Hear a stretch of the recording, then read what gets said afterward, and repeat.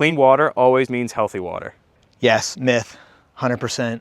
There could be hidden parameters in that clear water. And I know personally, because it happened to us, they had a device on it that was actually putting copper in the water, keeping it clear. And it was like super clear. I'm talking like you could have drank the water, it was so clear. But when we tested it and saw the high levels of copper and realized, why are my plants dying? So crystal clear water doesn't always mean it's great and perfect. Ponds are breeding grounds for mosquitoes. No, that's false. That's a myth.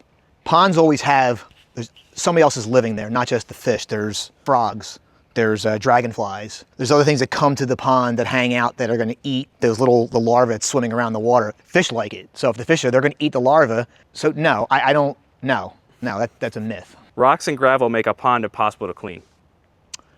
A myth depends on who you ask. We do it both ways, but ecosystems, there's always an accepted level of quote unquote clean because the system is keeping the water clean. So now you don't want this much muck on it, but if you see rock on the bottom, there's gonna be stuff in those rocks that doesn't need to come out. It's all part of the system. You treat it like an ecosystem, then clean enough is clean enough.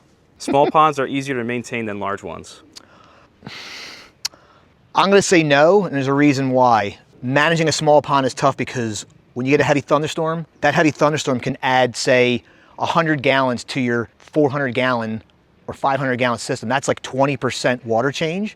That's gonna foul all the things up that you've been working on, bacteria and all your little treatments. Where if you have a 5,000 gallon pond and that same amount of water went into, it's just a little addition. All algae is bad. Again, I could say it depends on who you ask. Algae is a plant. Algae consumes nutrient. Algae performs a function. Green water algae is bad because you can't see your fish. But floating and clumping and string algae aren't always that bad. They're bad for the human eye to see.